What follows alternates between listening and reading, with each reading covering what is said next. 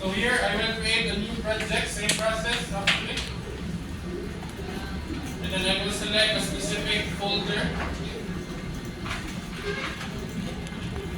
I'll change this into document or documents.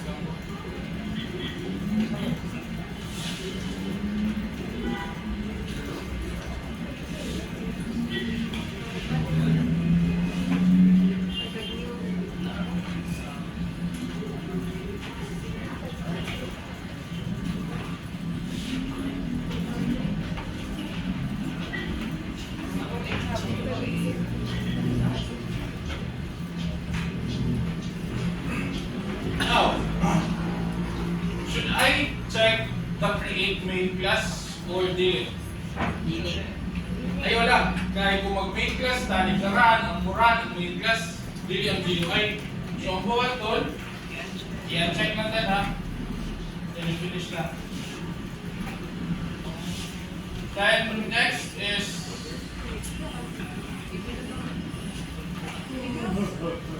we will go to source package.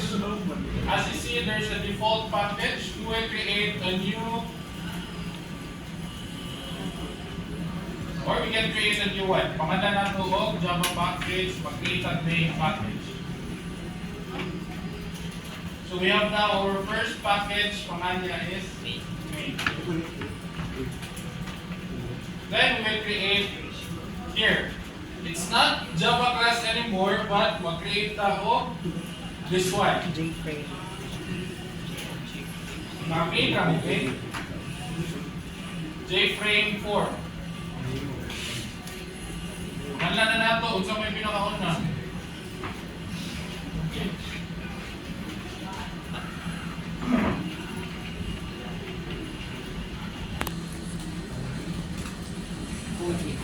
Landing form. Finish. And then here is your first GUI. Drag and drop.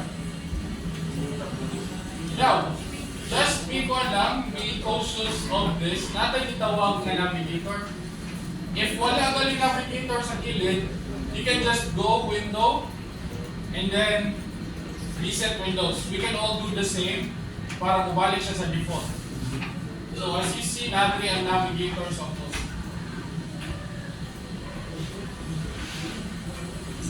Okay, larawan sila. Andali sa babaw, natin ang palettes. I-reset ang windows, makita ninyo ang palette. There is a kilid kay properties.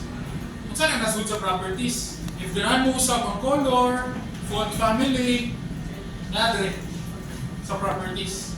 Dili kay natin ng drag natong elements. So word na palette. As I said kanina, we will use swing. We will not use out or AWT and below. There and here is the navigator. Saan yung navigator? Naamoy element, di ba? Have you used Canva? Yes. Di ba? Naamoy background image, nadako kayo.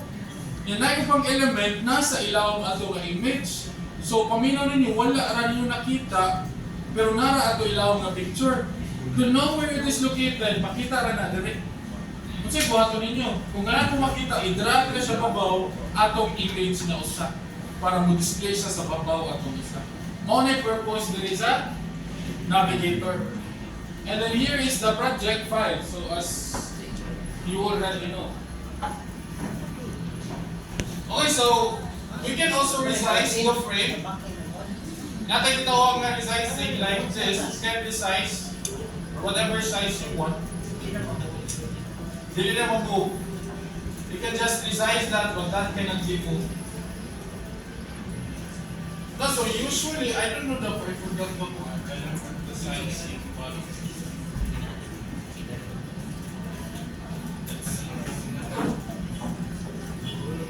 I forgot the standard sizing natin itawag mo. We'll use lang.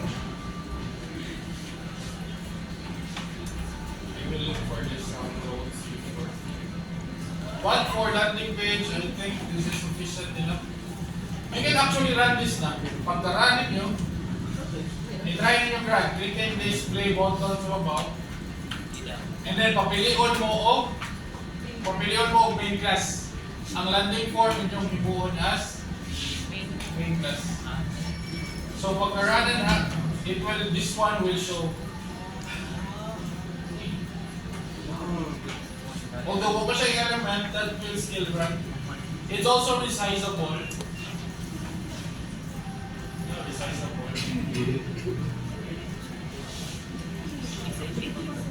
Pero ako na i-discourage na hindi sila ma-resizable.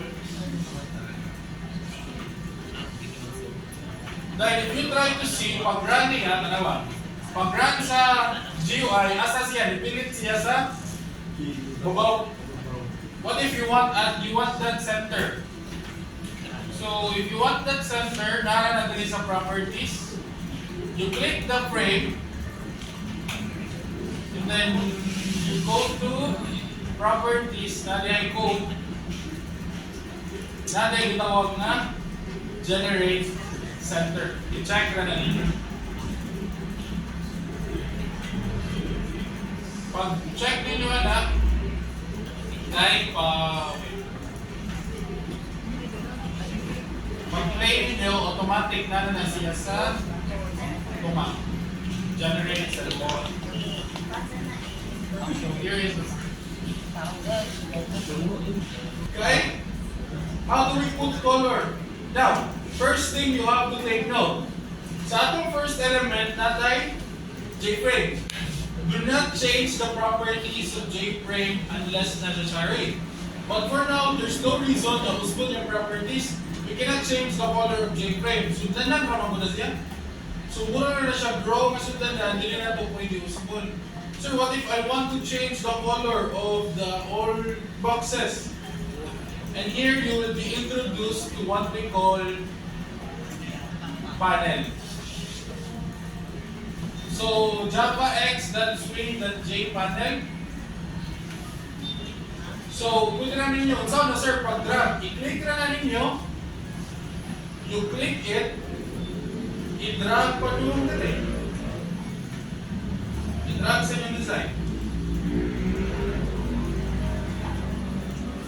Like that, no?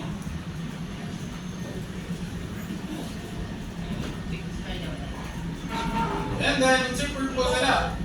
Diba, duha na tanawa ang navigation. Sa na istorya.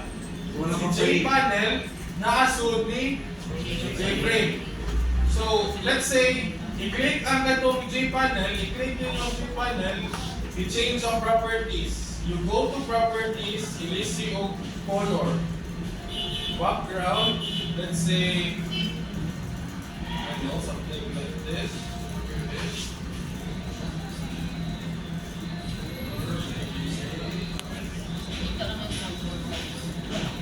I'll just use lighter colors lang para hindi nyo something sa ganda. And then, tanawa, awesome yung color.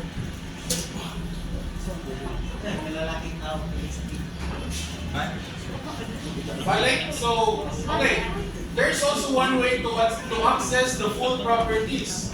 You right-click on J-frame, ay ang J-panel, na ay properties sa post. When you open the properties, naragamit rin yung mga option. I will use find. Yes, find. Green lang eh.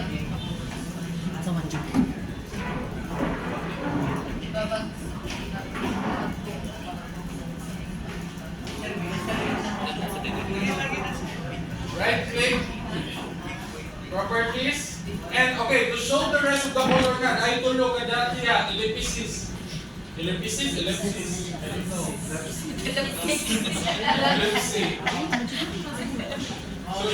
you click this tulog and then yeah, the color will appear. Nasa tayo is HSB, HSL, RGB, CMYK, out palette, swing palette, but I would rather just swatches or ganun.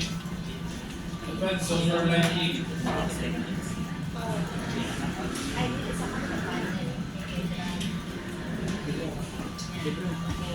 And then, okay.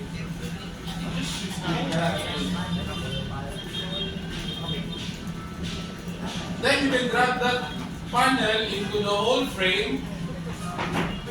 para nikaran, green ang ato ang pattern.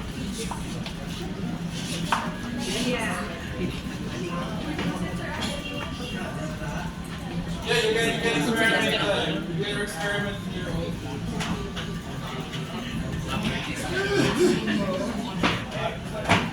Try it your own.